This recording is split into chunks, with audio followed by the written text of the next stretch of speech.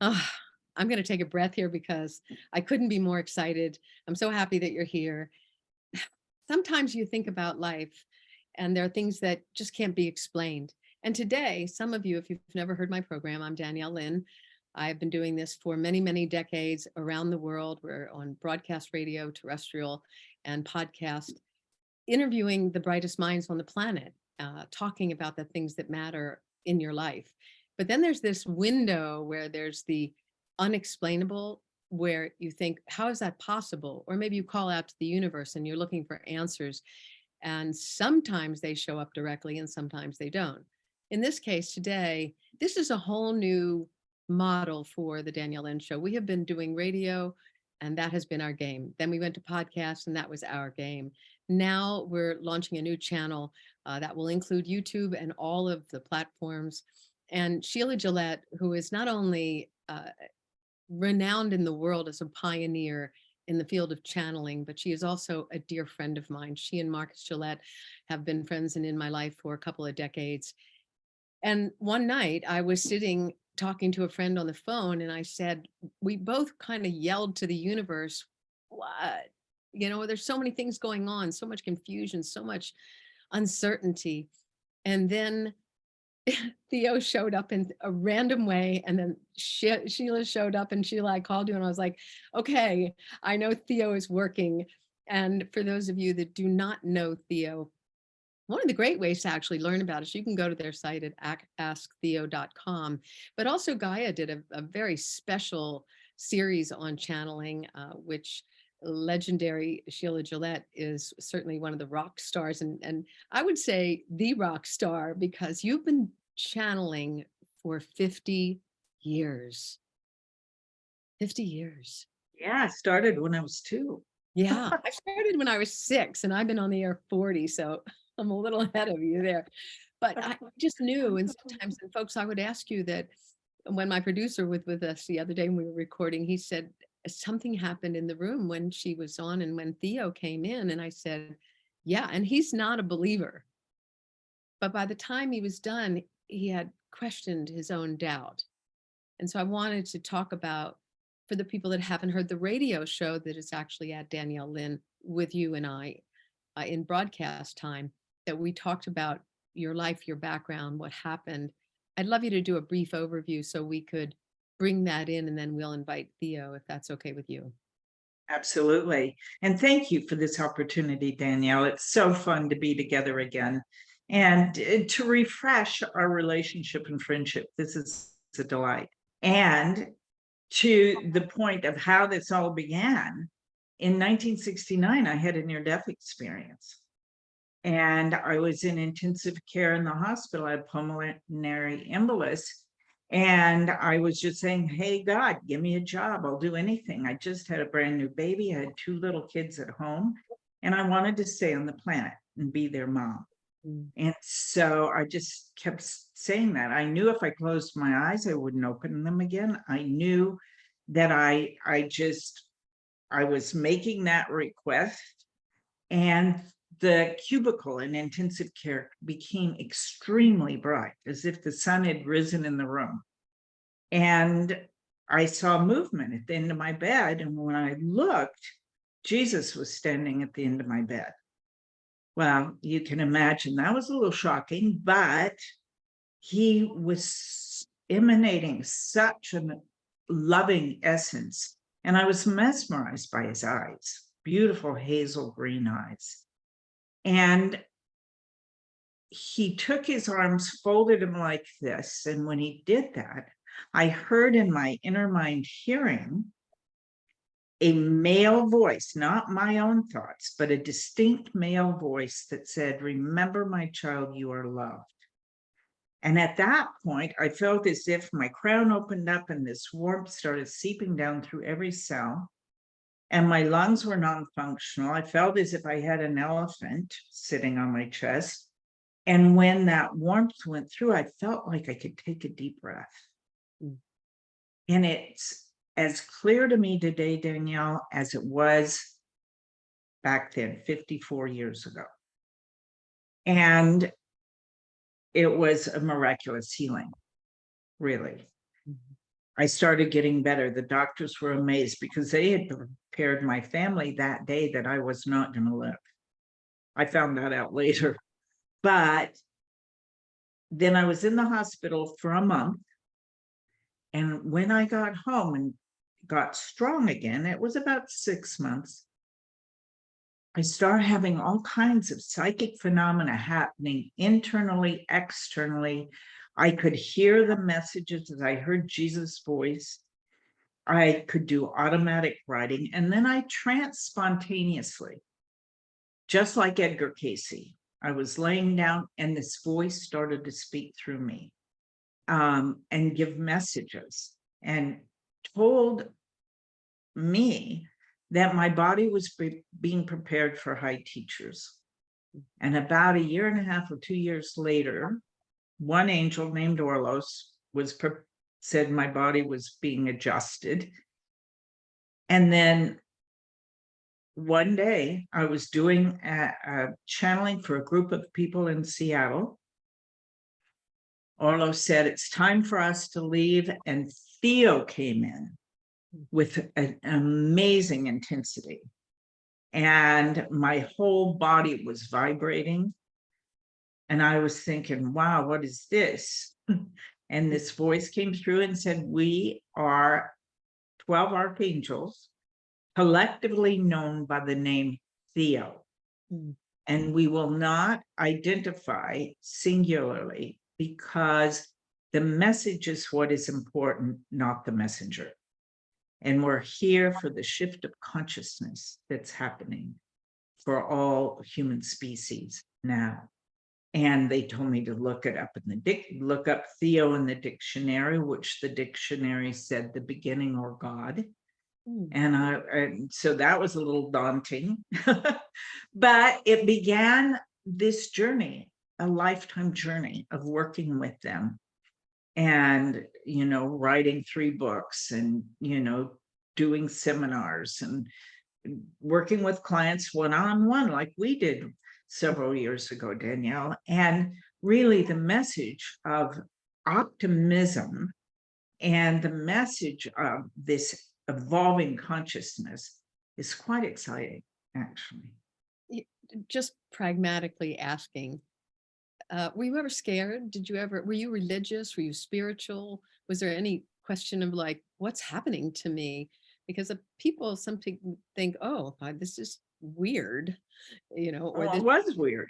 Yeah. I mean, how did, Jesus shows up at the end of your bed and, we're going to go deeper when THEO comes on, but it's changed your life. How do you take that on? Dramatically. And, people said, well, why did you keep going? Because back when I opened up, 69, early 70s, this wasn't spoken about openly. Right. People had interest in psychic stuff. And then I found a book, an Edgar Cayce book, and I said, oh my gosh, that's what's happening to me. Right. And it's been an evolution of the work experience with him and collaborating with THEO and allowing my body to be used. But back then, I didn't go into a social situation and go, guess what I can do? Because people were afraid, and to your question, was I religious? I would say spiritual. But I had been raised Christian in the Episcopalian Church, Catholic Church. And I had a belief, definitely a belief about reincarnation. My family talked about it. I had a belief of angels. I enjoyed going to Catholic or an Episcopal church because I liked the beauty of them. And it just felt good to me. So I know I've had many lifetimes where that's been an important part of my life. But I would say spiritual. I felt like Jesus was my friend. Like that when, somebody said, what do you think? If Jesus knocked on your door, I'd invite him in for a cup of tea. It would be a friend, a collaborator, a confidant, however you want to think of that. So I did have a curiosity of all religions, not just Christianity, which is interested me all these years. But the profound information that was coming through, and let me tell you, it's expanded over the years because we're ready to hear it. So it's been a continual experience of learning for me as well as for others, which is great. I don't get bored. I know I said that on my show yesterday, and I interviewed Shirley MacLaine, gosh, probably 1983, something like that, when she was saging, and Kevin Ryerson came in, Yeah. the renowned channel, who talks a lot about the revolutionaries who were here and that they've come back. We're familiar with Nostradamus, like you mentioned, Edgar Cayce, Seth. It's not like it's new, but what I think has happened is research kind of shows that 8 out of 10 people believe in angels or ethereal beings. And I know that we'll ask Theo some of these things about the more you believe and the more you trust, you get more.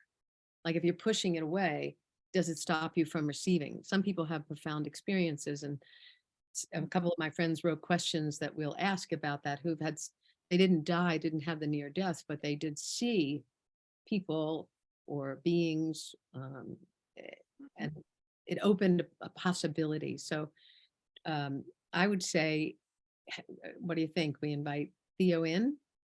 I would be happy to. Okay, so It'll folks, take just a second, as you know. So here we go.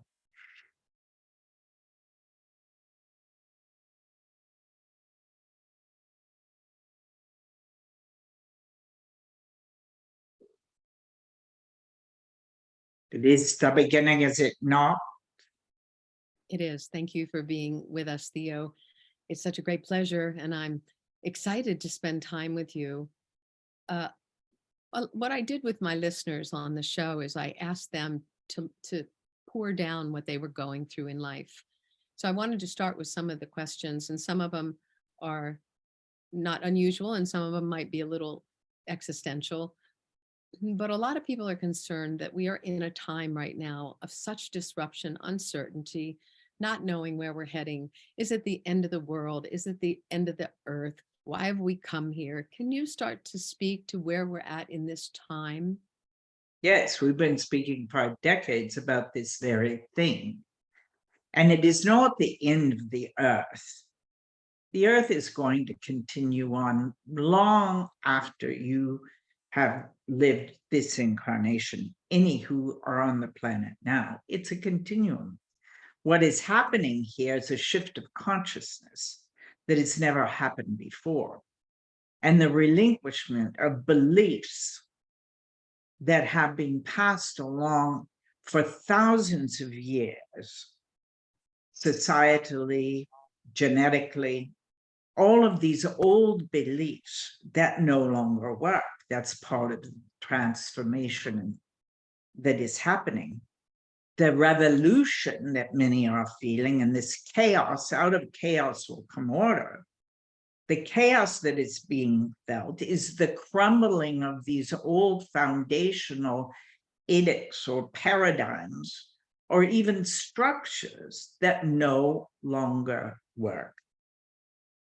This is a different age on this planet for the human species, for all species, for you are a global species. You're not divided, and you're collaborative. It is your nature to collaborate, not be competitive. And there's enough for everybody. But when belief structures change into a higher conscious state, the old default system of fright, flight, fear, freeze that was necessary when first human experience happened and you lived in caves, that fear, if I come out my door, the tiger will eat me, is no longer an issue. But your bodies, your minds keep working in this old paradigm. So what is happening is your brain is changing. The mind is changing by the relinquishment of these old belief systems into a new default system, from what if something horrible is going to happen to what if something good is.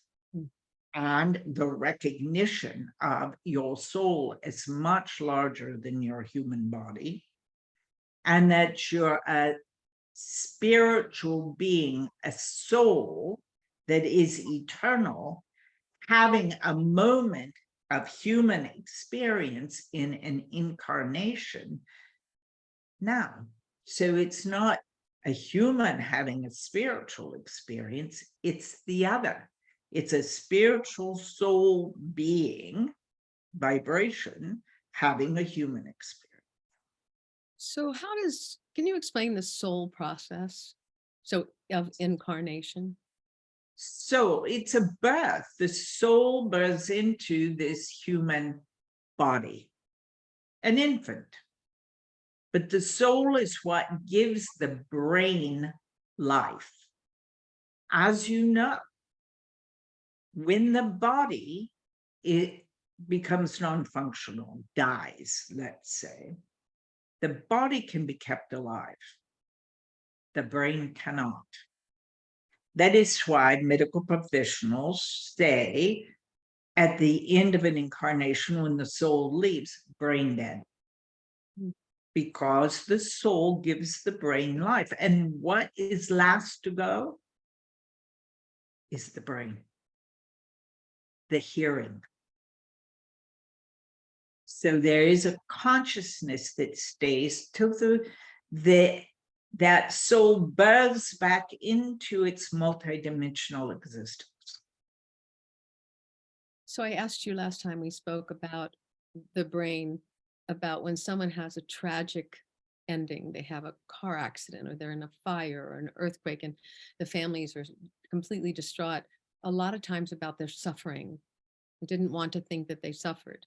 And when I asked you about that, you did explain the switching in the brain. Can you address that again? Yes, as the brain is like your computer system. And it has switches in it. You call that chemistry.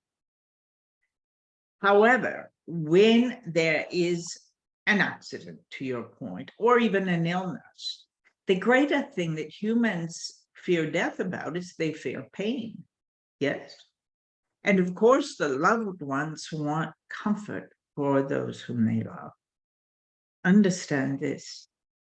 When it is a time of the exiting of the soul from the human body or earth suit, there is no pain.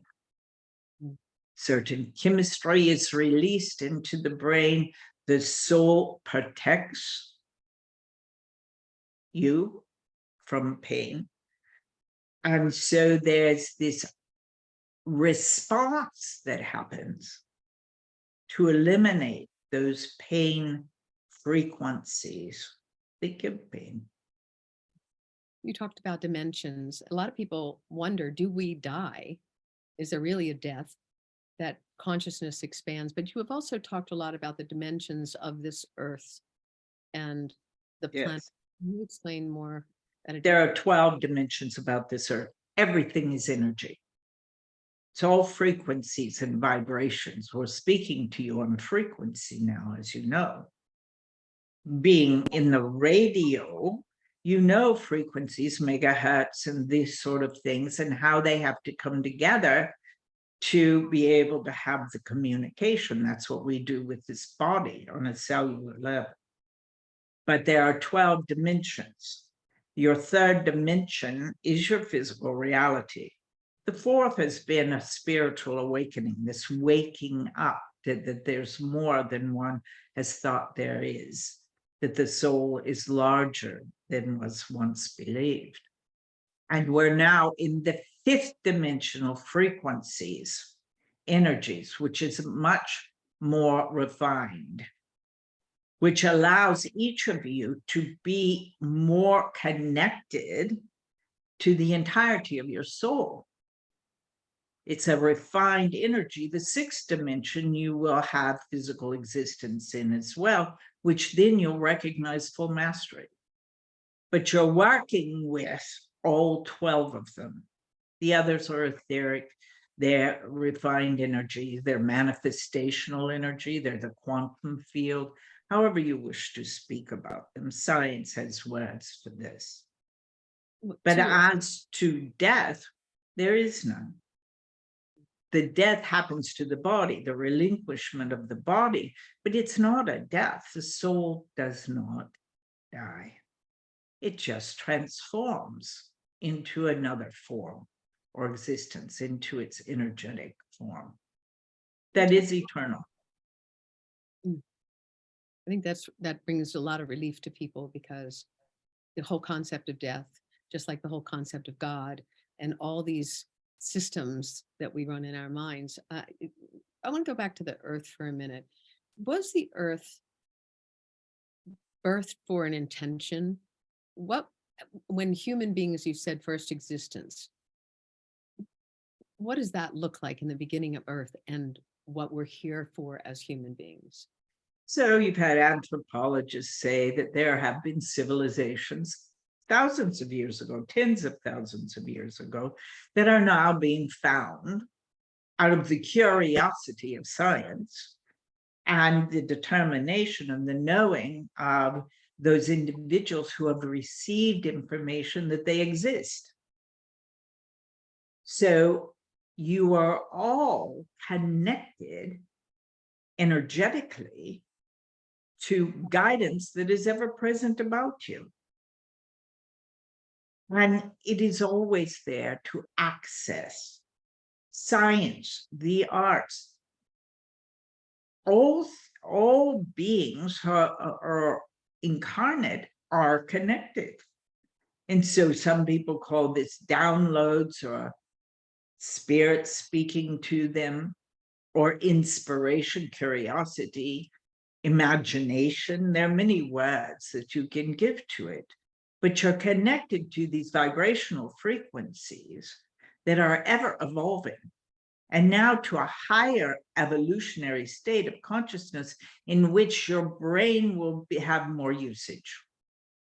And when we say you're changing your brains, as you're changing your belief systems, you're creating a new default system in your brain where the old fright, flight, fear default system is not fed, and the new curiosity, the what if something good's going to happen, neural pathways begin to be built in the brain that then is becoming the new default, rather than fear, love, and faith. Faith asks the same of you as fear, to believe in something in the moment that is unseen.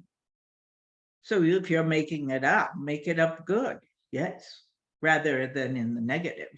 For thoughts are things, words are things in the creative process, and this universal energy that we spoke about aligns with that to create whatever you think most about. How does the dimensional shift work? And is there an astronomical relationship to what's occurring now on Earth versus 1,000 years ago? Why are we shifting now? Because of this frequency, the dimensional shift that has occurred. Yes, but understand this, the Earth is only one choice of incarnating. There has been this myopic viewpoint that this is all there is. Now you have the advantage and luxury of seeing pictures of your universe. Yes? With cameras that are transmitting these pictures back to Earth, with all the technology, the innovations that have happened with only 100 years of advancement. And now you take them for granted. But you can look at the pictures of the universe and see how vast it is. And that's one universe. Each star is a universe. So imagine you have all those choices. There are 40,000 planets in your universe, like the Earth. Do they have, so let me ask, I'll grab this list of questions because people have been writing in knowing that we were going to spend time together. And one person asked, please speak to us of visitations to Earth by inhabitants from other planetary systems being identified by many as extraterrestrials. Of course. Critical thinking would give you the answer to that, of course. Imagine it's your neighbor.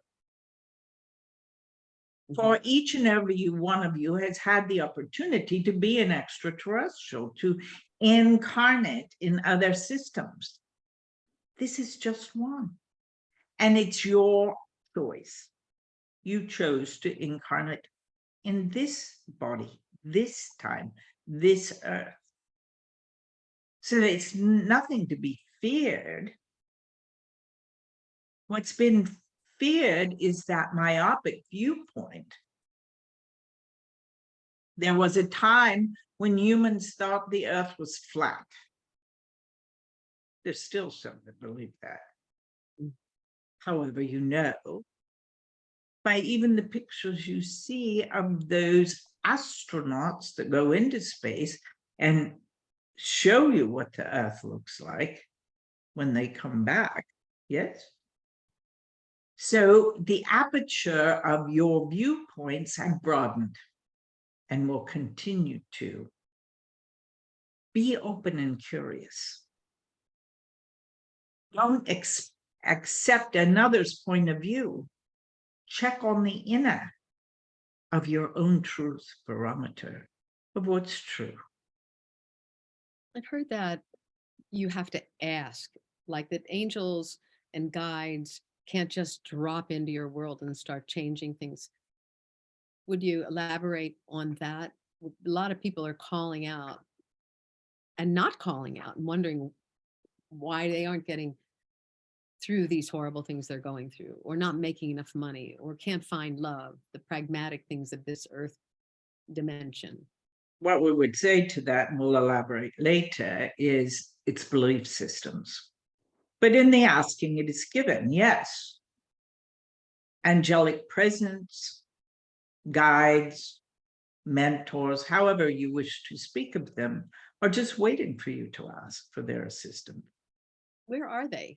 Like when somebody said to me yesterday, well, if I ask, I threw something out into the universe and I said to someone who had passed on, definitively show me a way that I can't doubt that you heard me. And I know this is going to sound crazy because I want to go into the AI world. I threw it out with all full intention. And 24 hours later, that person who was gone for a decade showed up on Telegram. And I didn't speak it into the phone. I wasn't near a computer. The AI couldn't have caught it. It was an intention when I was sitting in my bed. And I almost got scared for a minute, like, oh my gosh, I got an answer back that was so definitive. Are we afraid of, I mean, Jesus shows up at your bed. You know, there's a part you think, what am I going to do with that? What beings are afraid of are that they're going to see something that they can't believe or handle, and it's going to be fearful or violent. But most of what you're speaking about, when you get an answer back, then there is, oh my goodness, why me? The self-doubt, this lack of self-worth. Why not you? In the asking, it is given. And you're magnificent souls who deserve to be answered and assisted. But to the point you're making, when people ask, they pray, they say affirmations, which are just wishes. When things start to happen, it's a decision. You made a decision to hear or to have the experience. Without doubt, you were receptive one must be receptive and know you're worthy of the answer. Is there a way of knowledge that we, in the offering now, that people can do? Like, how do people raise their consciousness? How do they raise their vibration, and find some balance? Because we look at the world and it doesn't look balanced. It's not, because what has been needs to go away and what is to come needs to be made. And that's what's happening. The dissolution of the old structures. So one could say, yes, this is a tremendous change that's never happened. It's happened in other cultures of the world that are no longer, but it hasn't happened in this particular form of vibrational alignment to a higher frequencies. And no, when beings asked to change their energy fields, they're changing their body. The soul is a constant. You have a tone in your voice that is a constant frequency that comes out as sound, that is unique only to you and to everyone. Has this unique, only their own sound. We call it the soul note. It's more connected to your soul than your thumbprint to your body. And that is a constant. The vibrational frequencies and heightened awarenesses come through the physical. And that is transforming to be greater and more receptive to all your feeling levels, your sentient knowings, what you call intuition. The body is your biggest receptor, and you learn at birth from your bodily sensations if you're safe in your environment or not. And that starts immediately. We don't. And the others are just formed by paying attention to them and become more active.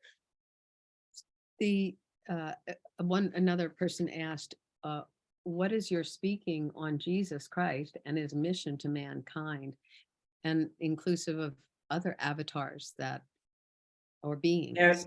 Yes, there have been many master teachers, Jesus being one, and giving much the similar message that we give, because Jesus has been a part of this evolution, this part of shift of consciousness. We see Jesus as a master teacher, but there are others as well. Historically, religiously, if you would, but what you would find in the religions of the world, there is the sound of awe in every name of God in every religion. Awe. So have awe in your day.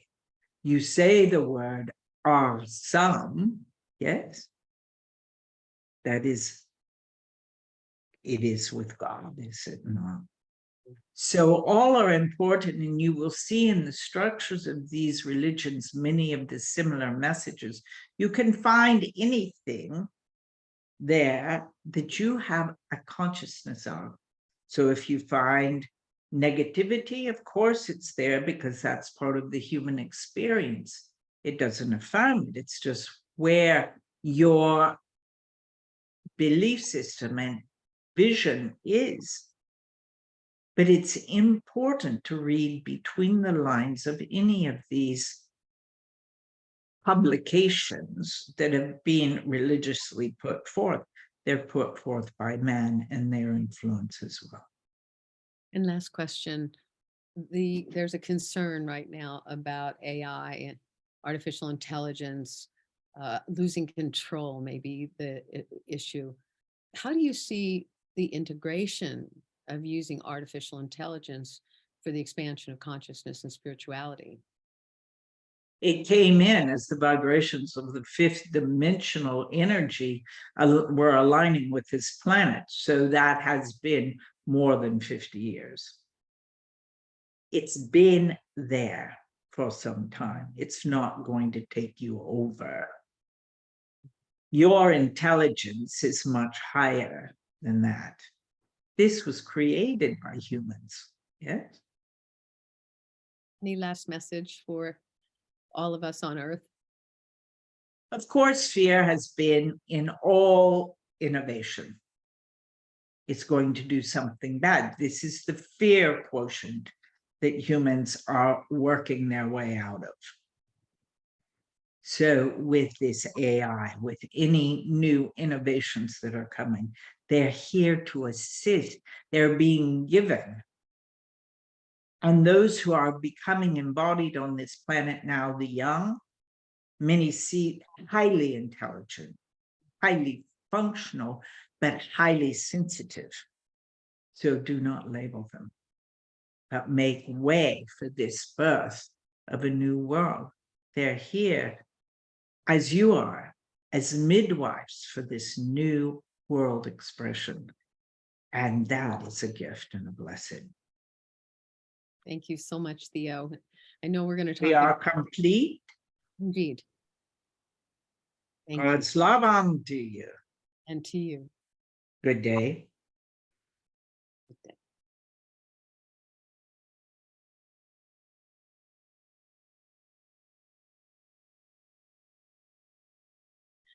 Hi, Danielle. So different.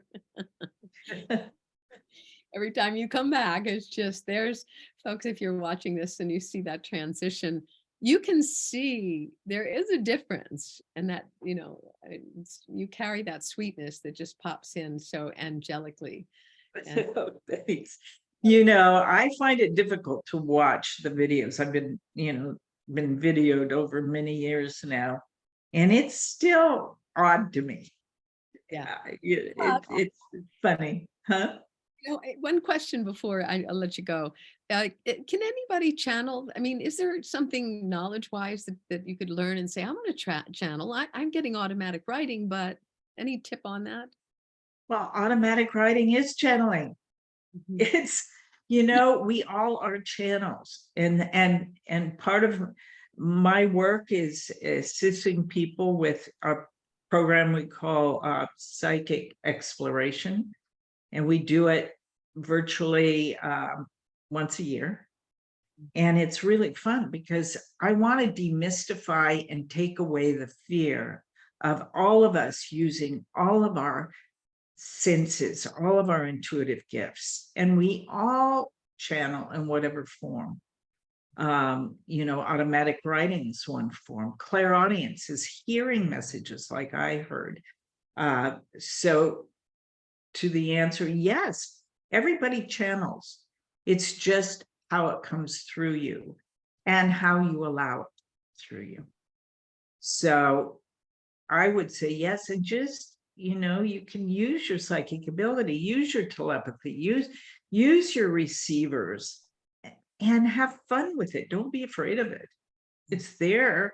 I mean, we have these wonderful bodies, and it all comes through this receiver.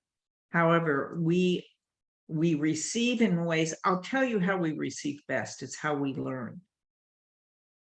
Oftentimes, if you're a visual learner, you'll be clairvoyant. You'll see things. You'll have dreams. If you're an auditory learner, you'll do automatic writing. And oftentimes when you do automatic writing, you'll hear what is being written first, as I did. So I'm an auditory learner. I learn best when I hear somebody tell me something. I'm a great listener. Yes, it translates into being able to read and things like that, but my greater receptor is auditory. So to your listeners, to your viewers, what I'd say is just, how do you learn? How do you take in information that's most comfortable psychologically and emotionally for you? And that's where you'll connect. And I know that, just to close out, folks, if you want more information, first of all, go back if you haven't heard it at daniellelin.com. You see my name spelled L-I-N, where we did the radio show with straight on, Sheila. And Marcus and Sheila have also written books. You've got The Art of Relationship, The Soul Truth, I mean, I think I have all the things that along the way that I hadn't seen you for 20 years. I still have them, even the CD I recorded with you 20 years ago. And also Gaia. Gaia, if they go to Gaia, they can see channeling. You're going to, where are you going? Egypt? We're going to Peru. We're taking a group to Peru. Last year we went to Egypt. It was a phenomenal trip. So that is on the website as well. All right, good. Well, we love you so much.